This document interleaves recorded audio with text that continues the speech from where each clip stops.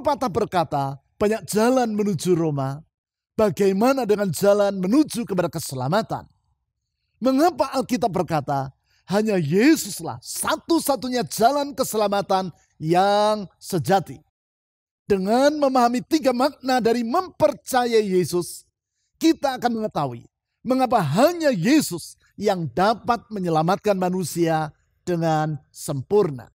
Sehingga kalaupun orang berkata bahwa badai kesulitan ekonomi sedang membayang, kita tidak akan merasa khawatir ataupun berputus asa.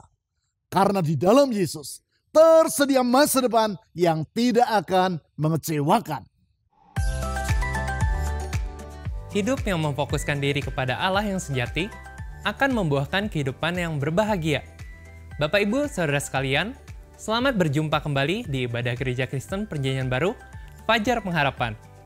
Mari kita memfokuskan hidup kita kepada Tuhan dengan mengikuti ibadah doa Selah yang diselenggarakan setiap hari Senin pertama di setiap bulan. Anda dapat mengawali kehidupan dan pekerjaan Anda di setiap bulan dengan mengandalkan dan mengikuti tuntunan Tuhan melalui ibadah doa ini. Ibadah doa Selah ini akan diadakan pada tanggal 7 November pukul 18.30 secara onsite di Jalan Pasir Koja 58. Pastikan Anda mengikuti ibadah doa ini yang akan menyegarkan rohani Anda. Selain itu, pertemuan doa Oasis setiap hari Rabu tetap dapat Anda ikuti pada pukul 10 pagi di Jalan Pasir Koja 58, Bandung. Informasi dan pengumuman penting lainnya dapat Anda lihat dan ikuti di bagian menjelang akhir ibadah ini. Selamat beribadah.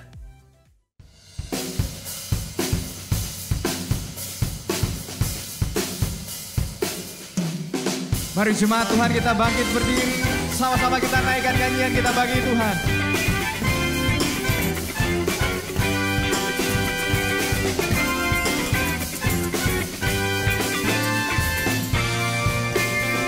Semuanya katakan, Allah sumber kuatku, Allah sumber kuatku, Allah sumber kuatku dan bagianku selamanya,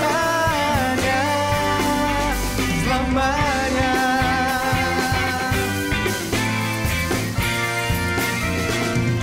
Kami katakan Tuhan, hanya Kau milikku di surga. Tiada yang ku ingini di bumi, hanya Kau. Tak ku andalkan kekuatanku, namun yang pasti Kau tetap selalu. Semua Allah sumber kuatku, Allah sumber kuatku, Allah sumber kuatku dan bagianku selamanya, selamanya.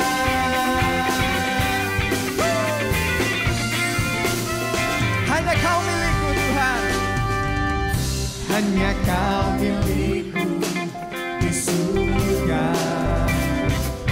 Oh, tiada yang ku ingini di bumi, hanya Kau.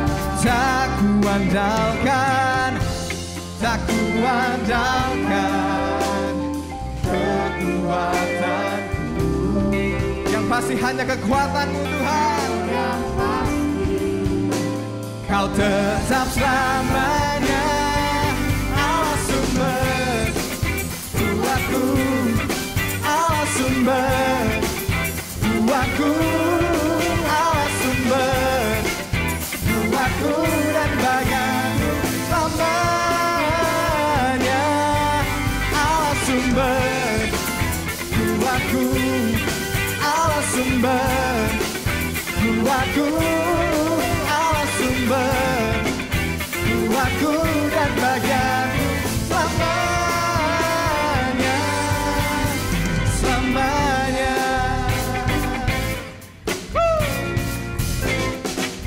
Sama-sama kita tepuk tangan yang terbaik buat Tuhan.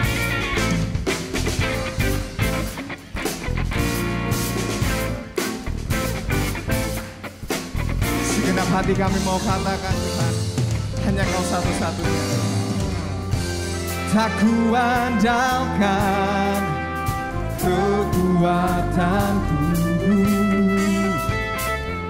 namun yang pasti Kau tetap selamanya. Allah sumber kuatku, Allah sumber kuatku, Allah sumber kuatku dan bagianku selama-lamanya. Allah sumber kuatku, Allah sumber kuatku, Allah sumber kuatku dan bagianku selamanya. Allah sumber kuatku, Allah sumber kuatku, Allah sumber kuatku, Allah sumber kuat. Coba katakan, Allah sumber kuatku, Allah sumber kuatku, Allah sumber kuatku, Allah sumber kuatku. One more time. Allah sumber kuatku, Allah sumber kuatku, Allah sumber kuatku, Allah sumber kuatku. Berikan tepuk tangan yang paling meriah buat Tuhan kita sekali lagi. Terima kasih.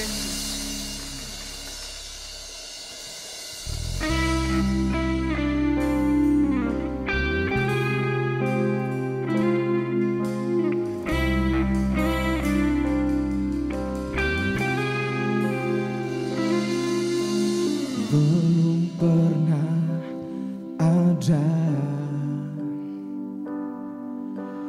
kasih di dunia sanggup menerima diriku apa adanya selain kasih-Mu, Yesus. Katakan sungguh tiada lagi, sungguh tiada lagi kasih seperti ini,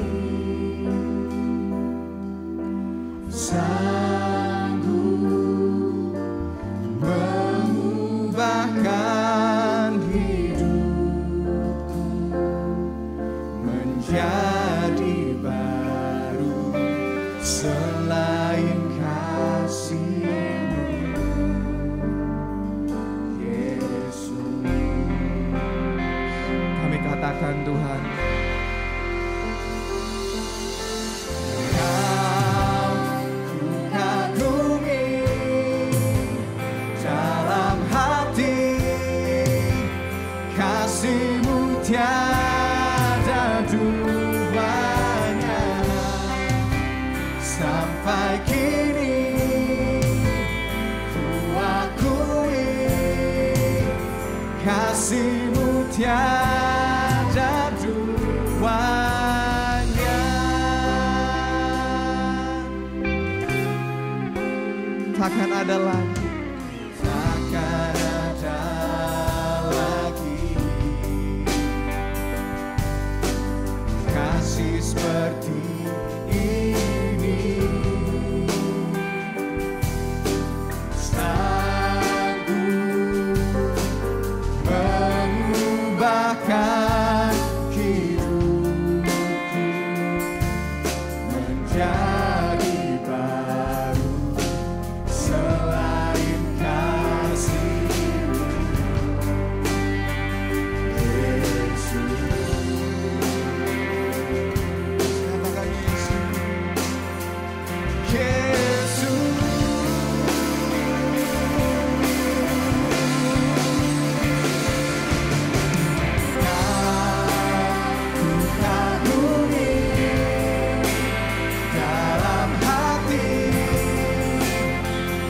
kasih-Mu tiada duanya. Sampai kini ku akui kasih-Mu tiada dua.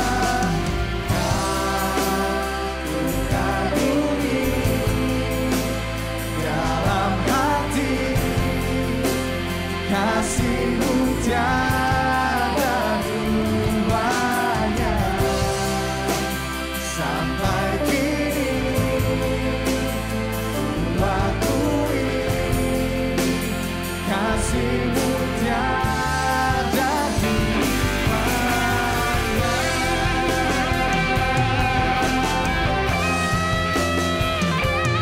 Karena salib-Mu, bukti kasih-Mu, oh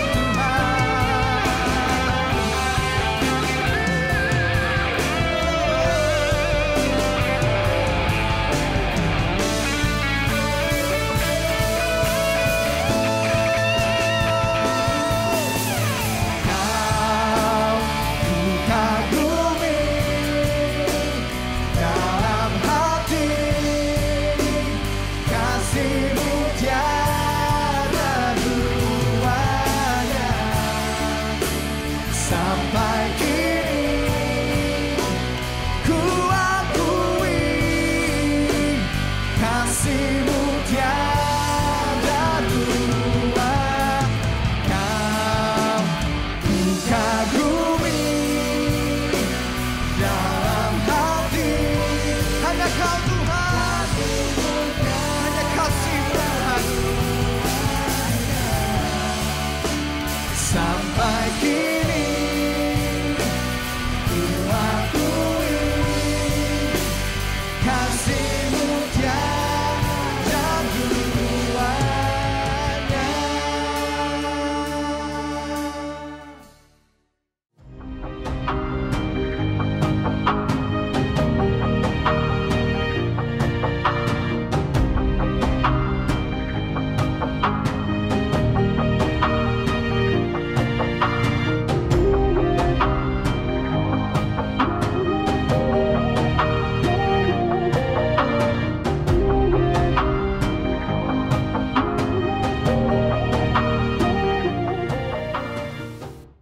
Tanpa terasa 10 bulan telah kita lewati di tahun yang sedang kita jalani ini.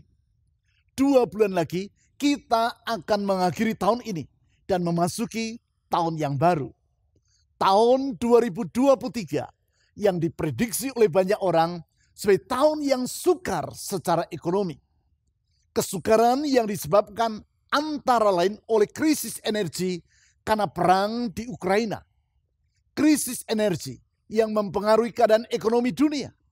Itu sebabnya para ahli ekonomi berkata, pada tahun 2023 dunia akan memasuki resesi global. Di dalam situasi seperti itu, ke arah mana hidup kita memandang sangatlah penting. Sebab sebagaimana yang berulang-ulang saya katakan di sepanjang bulan ini, apa yang menjadi fokus atau pusat perhatian kita akan menentukan keadaan kita. Apabila fokus dari kehidupan kita adalah tepat, maka hati kita akan teduh dan semangat juang dalam diri kita tidak akan padam. Sebaliknya, bila kita memfokuskan kehidupan kita ke arah yang keliru, maka hidup kita akan menjadi porak-poranda. Apabila saudara mengarahkan fokus atau pusat perhatian saudara kepada Tuhan, yaitu Allah, yang kuasa, kasih, hikmat, dan kesetiaannya tidak terbatas, maka iman saudara akan bangkit dan hati saudara akan diliputi dengan damai sejahtera. Sebaliknya, bila saudara hanya sibuk memikirkan keadaan di sekitar Anda yang kalang kabut, maka hati saudara akan menjadi gundah, semangat juang dalam diri saudara akan memudar, dan kehidupan saudara akan dilindas oleh roda kesulitan. Jangan salah paham. Saya tidak berkata tidak usah mempedulikan keadaan di sekitar saudara. Dan tidak usah menyiapkan diri untuk menghadapi kondisi sulit yang akan terjadi. Tidak, saya tidak berkata seperti itu. Karena itu, bedakanlah antara memberi perhatian dan memfokuskan perhatian. Memfokuskan perhatian adalah berbeda dengan memberi perhatian. Tentu saudara boleh dan harus memberi perhatian kepada keadaan di sekitar saudara. Namun di saat yang sama, jangan memusatkan perhatian saudara atau memfokuskan perhatian saudara ke sana. Sehingga saudara lupa bahwa ada Allah yang kuasa, kasih, hikmat, dan kesetiaannya tidak terbatas. Dia yang menggenggam hidup saudara dan yang mengendalikan segala perkara. Fokuskan perhatian saudara kepada Allah. Allah yang bagaikan batu karang yang teguh, yaitu yang tidak tergoncang oleh badai yang sebesar apapun juga. Alhasil, seperti yang sering saya ceritakan, saudara akan hidup seperti seekor burung kecil yang berada di dalam lubang pada sebuah batu karang dan yang menyanyi dengan riang di tengah badai yang sedang menerpa. Mungkin saja si burung itu mendengar suara bunyi derau dari badai yang sedang mengamuk. Namun pusat perhatiannya dan fokus kehidupannya bukanlah pada si badai, tetapi pada batu karang yang kokoh, tempat di mana ia sedang berada. Itu sebabnya ia tetap dapat menyanyi dengan riang di tengah masa yang sukar. Hal yang samalah yang akan saudara alami kalau saudara memfokuskan hidup kepada Allah dan bukan kepada keadaan di sekitar saudara. Oleh karena itu, di sepanjang bulan ini, saya mengajak saudara untuk hidup dengan fokus yang benar, living with the right focus, yaitu memfokuskan atau memusatkan perhatian saudara kepada Allah. Pertanyaannya adalah, bagaimana kita dapat memfokuskan atau memusatkan perhatian kita kepada Allah? Di dalam hal ini salah satu langkah yang perlu kita lakukan adalah dengan menyembah Dia. Sebab pada dasarnya penyembahan kepada Allah merupakan ungkapan dari sikap memusatkan hati, pikiran, dan perasaan kita kepadanya. Karena di saat kita benar-benar menyembah Allah, maka hati, pikiran, dan perasaan kita akan tertuju kepadanya. Memfokuskan perhatian kepada Allah ini akan membuahkan kebahagiaan dalam hidup kita. Hal seperti itulah yang dialami oleh perempuan yang berjumpa dengan Yesus di pinggir perigi Yakub di dekat desa Sikar di daerah Samaria. Perempuan yang haus akan kebahagiaan dan yang tak kunjung mendapatkannya. Walaupun ia telah 5 kali kawin dan cerai, dan laki-laki yang sekarang tinggal bersama dengan dirinya bukanlah suaminya, tetap juga ia tidak mengalami kebahagiaan yang ia dambakan. Perjumpaannya dengan Yesus mengubah kehidupannya. Di dalam perjumpaan tersebut, Yesus mengajak perempuan Samaria ini untuk mengenal Allah yang sejati, menyembah Dia, serta mengenal siapakah Yesus yang sesungguhnya. Dengan kata lain, Yesus mengajak yang bersangkutan untuk mengubah fokus kehidupannya. Perubahan fokus kehidupan yang mengakibatkan perempuan ini meninggalkan perigi tersebut dan pulang ke desanya sebagai pribadi yang berubah. Berubah dari orang yang mencari kebahagiaan menjadi orang yang hidup dipenuhi dengan kebahagiaan. Bukan itu saja, ia juga dipakai Allah untuk membawa seisi desanya datang kepada Yesus dan mengalami kebahagiaan yang sama. Bukankah pengalaman seperti itu yang kita dambakan dalam kehidupan kita? Mengalami kebahagiaan dan dapat membawa orang lain untuk mengalami kebahagiaan. Oleh karena itu, mari kita baca kembali perjumpaan Yesus dengan perempuan Samaria tadi. Yaitu seperti yang ditulis di dalam Yohanes pasal 4 ayat 19 sampai 24. Yohanes pasal 4 ayat 19 sampai 24. Kata perempuan itu kepadanya, kata perempuan Samaria tadi kepada Yesus, Tuhan, nyata sekarang padaku bahwa engkau seorang nabi. Nenek moyang kami menyembah di atas gunung ini, tetapi kamu katakan bahwa Yerusalemlah tempat orang menyembah. Ayat 21. kata Yesus kepadanya, "Percayalah kepadaku, hai perempuan, saatnya akan tiba bahwa kamu akan menyembah Bapa bukan di gunung ini dan bukan juga di Yerusalem. Kamu menyembah apa yang tidak kamu kenal. Kami menyembah apa yang kami kenal. Sebab keselamatan datang dari bangsa Yahudi. Tetapi saatnya akan datang dan sudah tiba sekarang bahwa penyembah-penyembah benar akan menyembah Bapa dalam roh dan kebenaran. Sebab Bapa menghendaki penyembah-penyembah demikian. Allah itu roh, dan barang siapa menyembah Dia harus menyembahnya dalam roh dan kebenaran." Di dalam ayat-ayat yang baru saja kita baca ini, Tuhan Yesus memaparkan 5 kebenaran. 5 kebenaran yang mengubah fokus kehidupan dari si perempuan Samaria. 4 dari 5 kebenaran tersebut telah kita pelajari secara berturut-turut di dalam 4 minggu yang lewat. Kebenaran yang pertama adalah bahwasanya Allah menghendaki penyembah-penyembah yang benar. Itulah pengikut Kristus yang sejati dan bukan Kristen seolah-olah.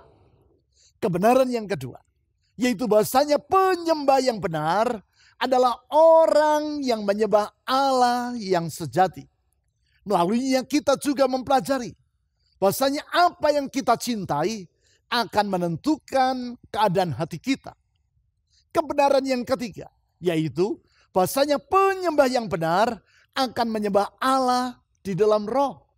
Tentang hal ini kita telah mempelajari apakah makna dari menyembah Allah di dalam roh tadi. Kebenaran yang keempat adalah bahwasanya penyembah yang benar akan menyembah Allah di dalam kebenaran. Kita juga telah menelaah arti dari menyembah Allah di dalam kebenaran tersebut. Sekarang kita akan melihat kebenaran yang kelima, yaitu bahwasanya penyembah yang benar harus percaya kepada Yesus Kristus. Hal ini diutarakan secara lugas dan tegas oleh Yesus di ayat 21 dengan berkata kepada perempuan Samaria tadi sebagai berikut. Kata Yesus kepadanya, "Percayalah kepadaku." Saya ulang, "Percayalah kepadaku, hai perempuan. Saatnya akan tiba bahwa kamu akan menyembah Bapa bukan di gunung ini dan bukan juga di Yerusalem." Perhatikan, di sini Yesus dengan tegas berkata, "Percayalah kepadaku." Percaya kepada Yesus.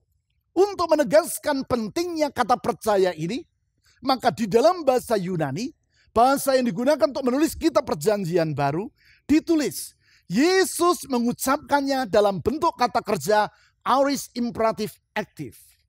Imperatif artinya suatu keharusan, bukan sekadar suatu anjuran. Harus. Perempuan ini harus percaya kepada Yesus. Dan dengan demikian ia juga akan mempercayai semua yang Yesus katakan, termasuk tentang kehendak Allah akan penyembah yang benar.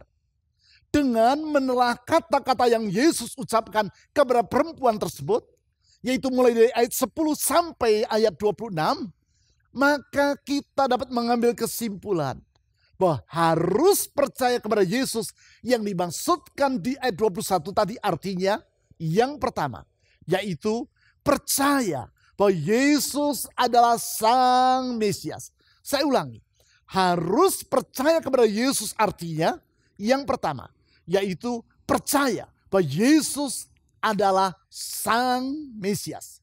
Dengan kata lain, untuk menjadi penyembah yang benar, orang harus percaya bahwa Yesus adalah Sang Mesias. Apakah yang dimaksud dengan kata Sang Mesias ini? Sebagaimana yang telah berulang kali saya jelaskan dalam khotbah-khotbah saya di waktu yang lalu.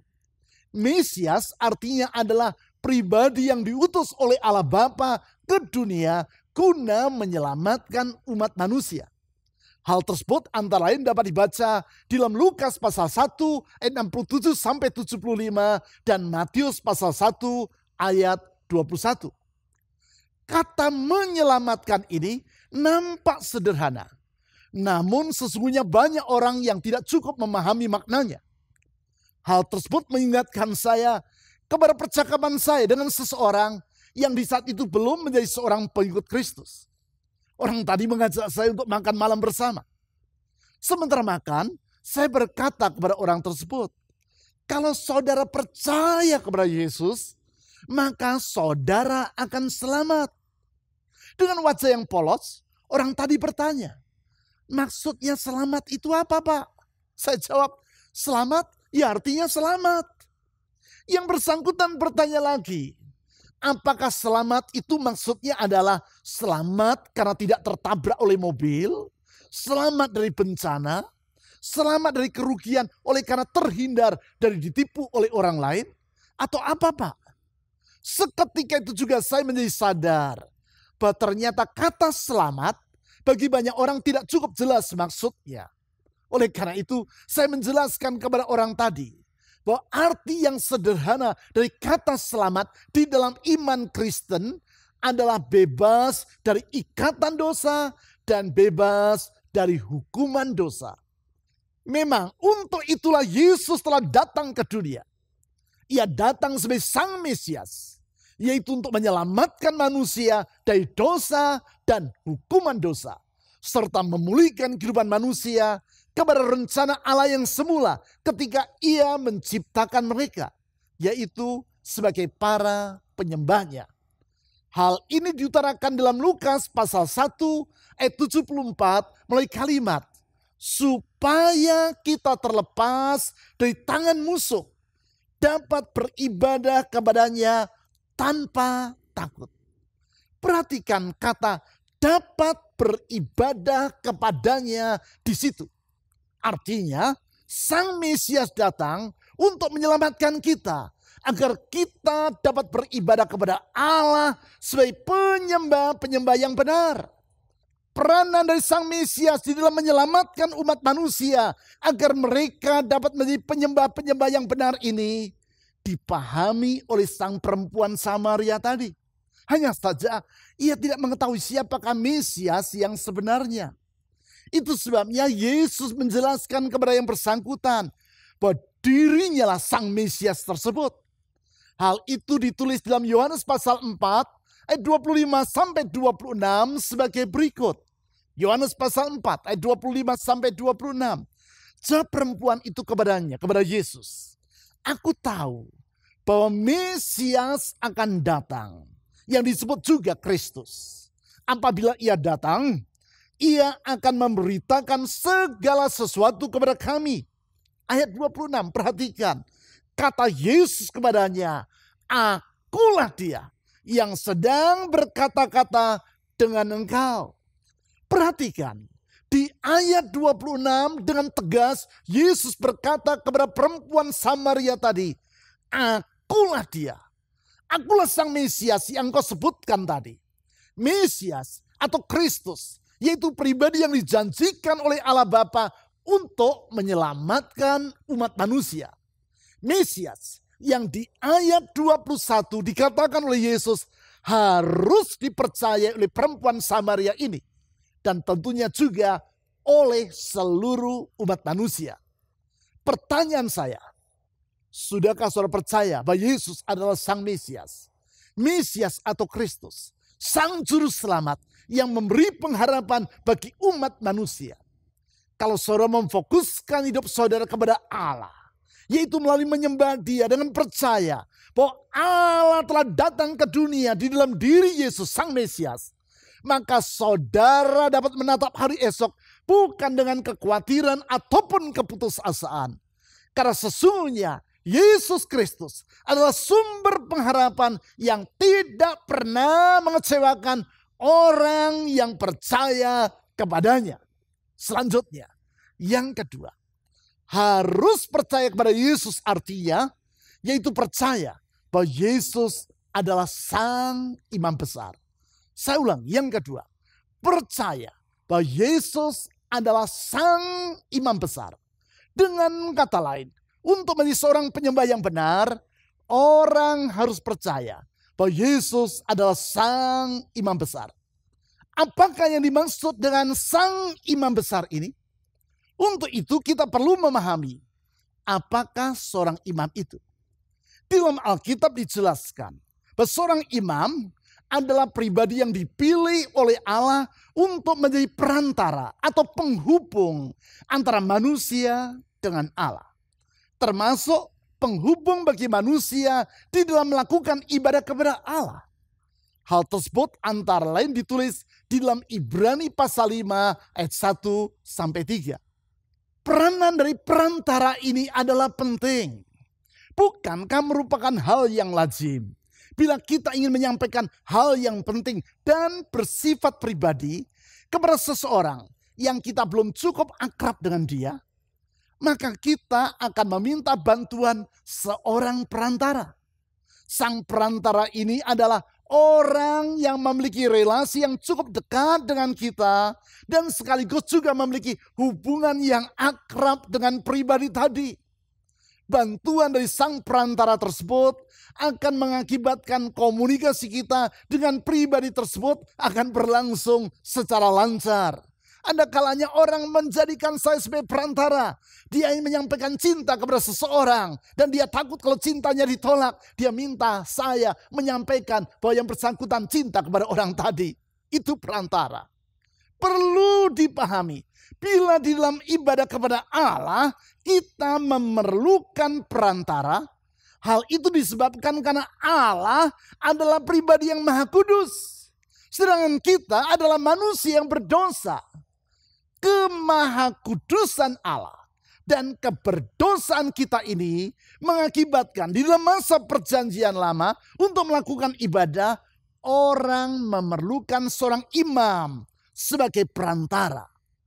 Itulah fungsi dari seorang imam. Sedangkan imam besar adalah pemimpin dari para imam. Ia bertanggung jawab untuk menjadi perantara bagi seluruh umat dengan Allah. Lebih lanjut, di dalam surat Ibrani pasal 9 dijelaskan bahwa imam besar adalah manusia biasa yang tidak sempurna. Karena itu setiap kali akan melakukan tugas ibadah di dalam kemah suci, yaitu sebagaimana yang diatur di dalam kitab imamat di perjanjian lama, maka mereka harus mempersembahkan korban terlebih dulu untuk memperdamaikan dosa-dosa mereka sendiri. Baru sesudah itu mereka dapat memperdamaikan umat yang berdosa dengan Allah. Oleh karena ketidaksempurnaan dari para imam besar inilah, maka 2000 tahun yang lampau, Yesus datang ke dunia sebagai sang imam besar yang sempurna. Sebagai sang imam besar, Yesus datang menghadap tata Allah. Bukan dengan membawa darah dari hewan yang dikorbankan, tetapi darahnya sendiri. Darahnya yang dicurahkan di kayu salib untuk pendamaian kita. Semua itu ditulis di dalam Ibrani pasal 9 ayat 11-14. Karena terbatasnya waktu, kita akan membaca ayat 11a, 12a, dan ayat 14 saja. Ibrani pasal 9 ayat 11a, 12a, dan 14. Tetapi Kristus telah datang sebagai imam besar untuk hal-hal yang baik yang akan datang. Ayat 12. Dan ia telah masuk satu kali untuk selama-lamanya ke dalam tempat yang kudus, bukan dengan membawa darah domba jantan dan darah anak lembu, perhatikan, tetapi dengan membawa darahnya sendiri. Ayat 14. Betapa lebihnya darah Kristus yang oleh roh yang kekal telah mempersembahkan dirinya sendiri kepada Allah sebagai persembahan yang tak bercacat, artinya sempurna, akan menyucikan hati nurani kita dari perbuatan-perbuatan yang sia-sia. Perhatikan, supaya kita dapat beribadah kepada Allah yang hidup. Perhatikan kalimat terakhir di ayat 14 ini, yaitu supaya kita dapat beribadah kepada Allah yang hidup. Artinya, supaya kita dapat beribadah kepada Allah, Maka Kristus telah datang sebagai imam besar yang mengorbankan dirinya sendiri. Keberadaan dirinya sebagai sang imam besar ini pula lah yang Yesus kemukakan kepada perempuan Samaria tadi. Dengan berkata di dalam Yohanes pasal 4 ayat 23. Yaitu, tetapi saatnya akan datang dan sudah tiba sekarang, bahwa penyembah-penyembah benar akan menyembah Bapa dalam roh dan kebenaran. Yang Yesus maksudkan dengan berkata, saatnya sudah tiba sekarang, adalah saat ia memulai pelayanannya sebagai sang imam besar. Imam besar yang di dalam Ibrani pasal 4 ayat 15-16 disebut bahwa ia dapat ikut merasakan kelemahan-kelemahan kita dan bersedia mengulurkan pertolongan pada waktunya. Oleh sebab itu, bila kita memfokuskan perhatian kita kepada Allah melalui Yesus Kristus, maka kita tidak akan berputus asa. Karena sesungguhnya sebagai sang imam besar, Yesus mengerti keadaan kita dan bersikap peduli kepada kita. Singkat kata, di dalam segala keadaan, Dia selalu menyertai kita dan siap menolong kita. Sekarang yang ketiga, harus percaya kepada Yesus, artinya yaitu percaya bahwa Yesus adalah Tuhan. Saya ulangi, yang ketiga yaitu percaya bahwa Yesus adalah Tuhan. Memang untuk menjadi seorang penyembah yang benar, orang harus percaya bahwa Yesus adalah Tuhan atau Raja yang berkuasa atas seluruh alam semesta. Keberadaannya sebagai Tuhan ini dikemukakan oleh Yesus kepada perempuan Samaria di dalam Yohanes pasal 4 ayat 10 dengan berkata kepada yang bersangkutan sebagai berikut. Yohanes 4 ayat 10. Jawab Yesus kepadanya, jikalau engkau tahu tentang karunia Allah dan siapakah Dia yang berkata kepadamu, berilah aku minum, niscaya engkau telah meminta kepadanya dan Ia telah memberikan kepadamu air hidup. Dengan berkata seperti demikian, Yesus mengutarakan bahwa untuk memperoleh kebahagiaan yang abadi, yaitu yang Ia istilahkan di ayat 13-14 sebagai air hidup yang terus-menerus memancar sampai kepada hidup yang kekal, orang perlu mengenal dua hal. Yang pertama, yaitu mengenal karunia Allah. Di dalam hal ini yaitu bahwa kebahagiaan yang abadi merupakan karunia atau pemberian dari Allah. Artinya bukan karena usaha manusia. Yang kedua, mengenal siapakah Yesus yang sebenarnya. Di dalam hal ini yaitu mengenal bahwa Yesus adalah sang sumber kehidupan dan kebahagiaan. Hal itu menunjukkan bahwasanya Yesus adalah Allah sendiri, yaitu pribadi yang maha tinggi dan maha mulia. Dia adalah Allah yang datang ke dunia sebagai Tuhan, yaitu sebagai sang penguasa alam semesta. Keberadaannya sebagai Tuhan inilah yang menyebabkan Yesus juga disebut sebagai Kristus atau Mesias, dan yang juga berfungsi sebagai sang imam besar. Dia bukan Mesias yang adalah seorang manusia biasa, namun Allah sendiri yang datang untuk menyelamatkan umatnya. Kalau orang Yahudi di masa itu mendambakan Mesias yang adalah manusia biasa yang diurapi Allah untuk membebaskan bangsa Israel dari penjajahan bangsa-bangsa lain, maka tidak demikian halnya dengan Yesus. Seperti yang diutarakan dalam Matius pasal 1 ayat 21 yang telah saya sebut tadi. Yesus datang untuk menyelamatkan umat manusia dari dosa-dosa mereka. Dan bukan sekadar untuk membebaskan bangsa Israel dari penjajahan bangsa-bangsa lain. Selain itu, sebagaimana yang saya uraikan berdasarkan Ibrani pasal 9 tadi. Yesus bukanlah imam besar yang adalah manusia biasa, sehingga merupakan imam besar yang tidak sempurna. Bukan.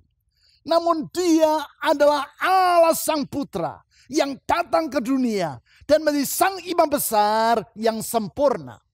Di dalam ibadah pendamaian yang Ia lakukan, Yesus bukan mempersembahkan hewan yang dikorbankan, namun dirinya sendiri ia korbankan di kayu salib. Oleh karena itu, seperti yang ditulis dalam Ibrani pasal 7 ayat 25, dia sanggup menyelamatkan semua orang yang percaya kepadanya dengan sempurna. Karena hanya Yesus yang sanggup menyelamatkan manusia dengan sempurna, itu sebabnya hanya dialah satu-satunya jalan keselamatan yang sejati.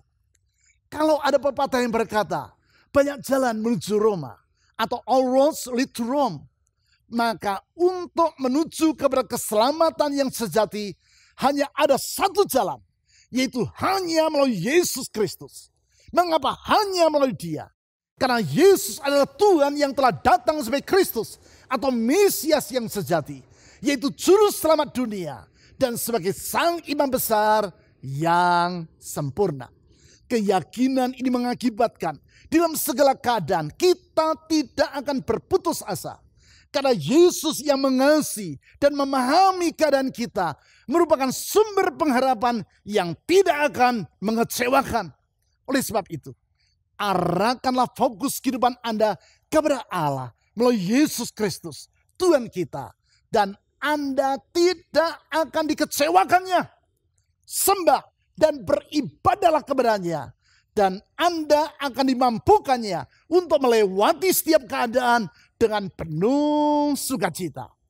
Sebagaimana yang telah saya uraikan di awal uraian firman Tuhan ini.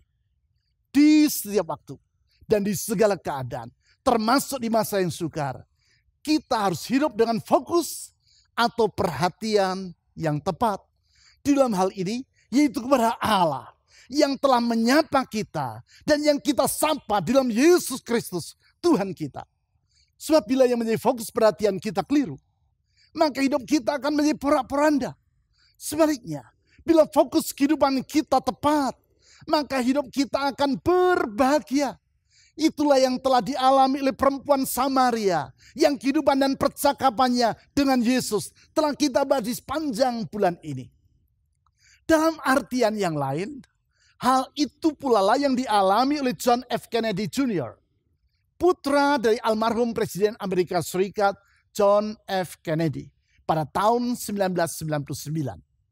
Senja itu, bersama dengan istrinya dan adik iparnya, ia melakukan perjalanan dari New Jersey ke Massachusetts untuk menghadiri pesta perkawinan dari saudara sepupunya. Yang bersangkutan mengemudikan sendiri pesawat berbaling-baling tunggal Piper Saratoga. Senja yang gelap saat ia menerbangkan pesawat tersebut membuat John F. Kennedy Jr. tidak dapat melihat cakrawala. Dalam situasi seperti itu, sebaliknya dari terbang dengan mengandalkan peralatan atau instrumen pada kokpit pesawat, ia justru mengandalkan pengamatan indrawinya. Artinya, sebaliknya dari memfokuskan perhatian kepada peralatan di dalam pesawat, ia justru mengarahkan perhatiannya kepada kondisi di luar pesawat yang ia kemudikan. Padahal saat itu kondisi di luar pesawat sudah gelap. Sehingga ia mengalami spatial disorientation. Alias ia tidak mengetahui apakah pesawat yang ia kemudikan sedang menanjak ke atas atau menukik ke bawah. Hal ini sama seperti kalau saudara sedang berjalan di dalam ruangan yang gelap gulita.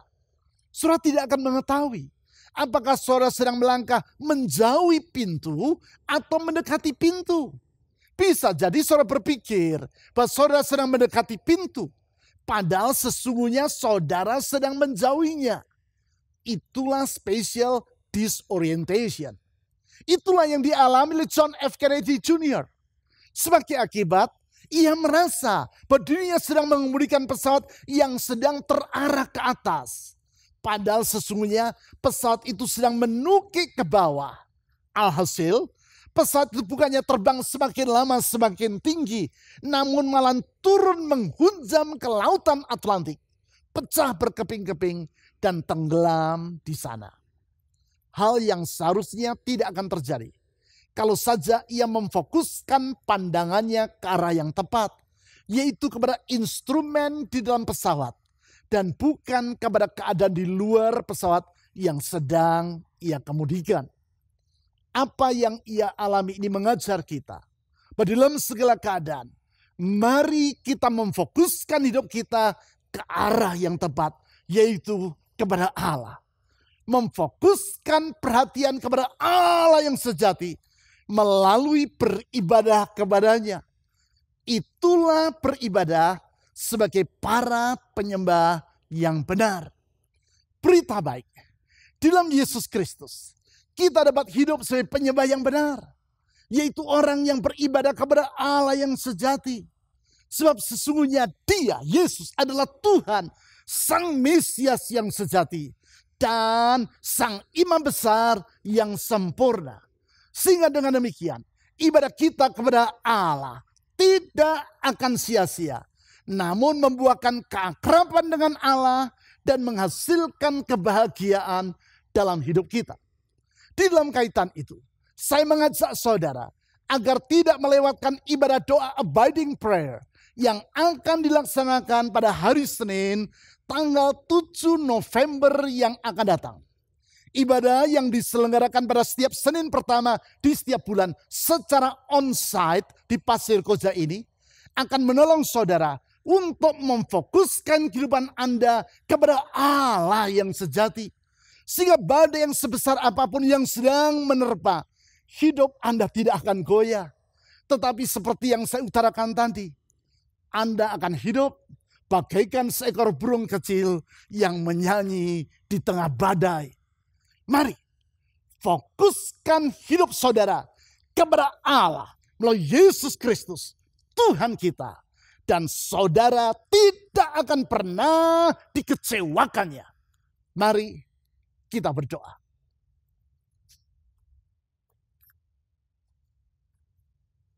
Ya Yesus, Sang Mesias yang sejati, Sang Imam Besar yang sempurna, Tuhan yang telah datang ke dunia menyapa kami dalam kasih, sehingga Engkau rela mengorbankan dirimu sampai mati di kayu salib.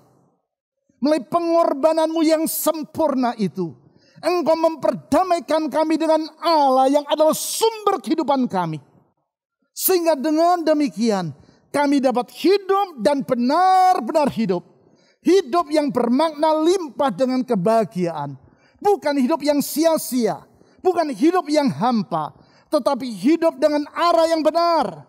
Oleh sebab itu ya Tuhan Yesus, kami sungguh bersyukur untuk anugerah-Mu yang besar itu.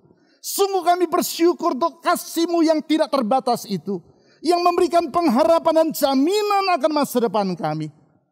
Tuhan Yesus, kami sadar bahwa selama ini kami mengejar kebahagiaan dengan upaya manusiawi kami. Tetapi apa yang kami kejar tidak pernah kami peroleh. Hari ini kami memahami hanya di dalam Yesus. Hanya di dalam Yesus Kristus, Tuhan yang hidup, kami mendapatkan kebahagiaan yang sejati. Jaminan hidup yang kekal, baik di dunia yang akan datang maupun kebahagiaan di masa sekarang. Kami bersyukur kepadamu. Oleh karena itu Tuhan Yesus, apapun kesulitan yang menghadang, badai tantangan yang sebesar apapun yang merintang, kami percaya di dalam Yesus ada jalan keluar. Di dalam Yesus ada pertolongan. Karena kuasa kasih, hikmat dan kesetiaan-Mu tetap untuk selama-lamanya. Di dalam iman akan kasih setia-Mu, saya berdoa saat ini Tuhan Yesus, ulurkan tangan-Mu yang membunuh dengan mujizat itu. Tangan-Mu yang sanggup menyembuhkan. Tangan-Mu yang sanggup membuka jalan. Tangan yang membuka pintu kesempatan yang baru. Dan membentangkan pengharapan. Menjamah setiap orang yang memanggil nama Yesus. Memanggil nama-Mu dan berteriak, Tuhan tolong aku. Tuhan, jawab doa mereka. Sesuai dengan rencana-Mu yang indah, tepat pada waktunya.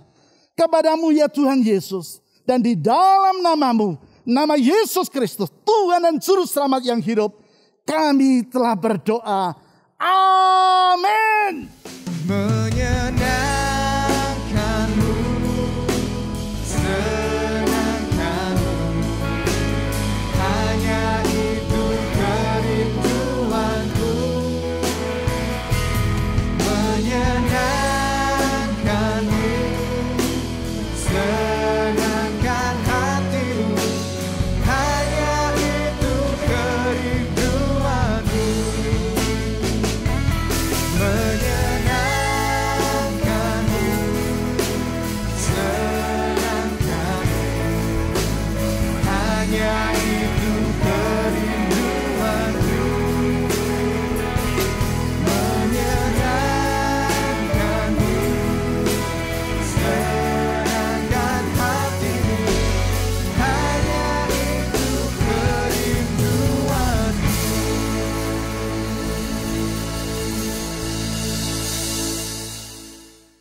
Berikut adalah beberapa informasi dan kegiatan gereja kita yang dapat Anda ikuti.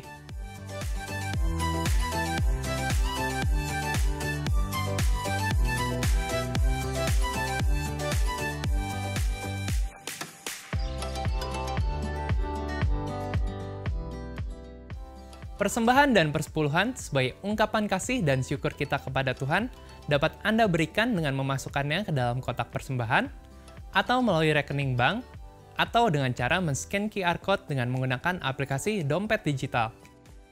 Ibadah online GKPB Fajar Pengharapan dapat Anda ikuti setiap saat, mulai hari Sabtu pukul 5 sore melalui YouTube, website, dan aplikasi yang tertera di layar. Berbagai informasi penting lainnya dari gereja kita dapat Anda ikuti melalui website www.fajarpengharapan.net atau melalui aplikasi GKPB Fajar Pengharapan serta Instagram GKPB Fajar Pengharapan. Bapak Ibu Saudara sekalian, tetap patuhi protokol kesehatan, sehat selalu dan sampai jumpa minggu depan.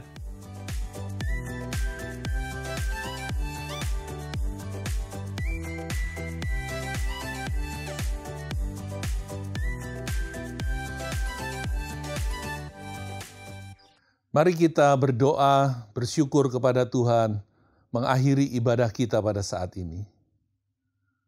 Tuhan, kami bersyukur buat kebenaran firman-Mu yang memerdekakan kami. Tanpa Engkau kami terhilang, tanpa Engkau kami berada dalam kegelapan dan kebingungan. Tetapi di dalam Engkau kami melihat terang, dan di dalam Engkau kami dapat hidup di dalam terang, dan bahkan kami menjadi terang di tengah-tengah kegelapan dunia ini. Karena itu Tuhan, tolong kami setiap hari di dalam kehidupan kami, untuk kami hidup melekat kepadamu, untuk kami senantiasa hidup seturut dengan firman-Mu, untuk kami hidup senantiasa taat kepada kehendak-Mu, sehingga hidup kami boleh senantiasa berada di dalam berkat dan perlindungan, kasih dan anugerah-Mu yang melimpah, dan hidup kami menjadi terang di tengah-tengah kegelapan dunia yang ada. Dan hidup kami boleh terus memuliakan nama-Mu ya Tuhan. Terima kasih ya Bapa. Di dalam nama Tuhan Yesus Kristus, kami bersyukur dan berdoa. Amin.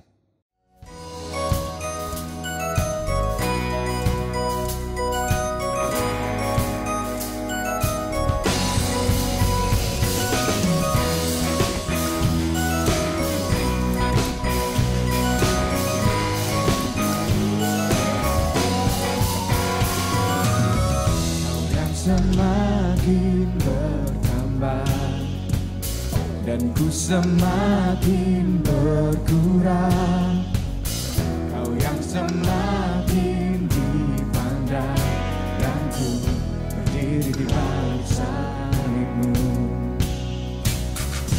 Kuasa satu-satunya Raja dari segala zaman, surga dan di semesta kita oleh Dia untuk Dia.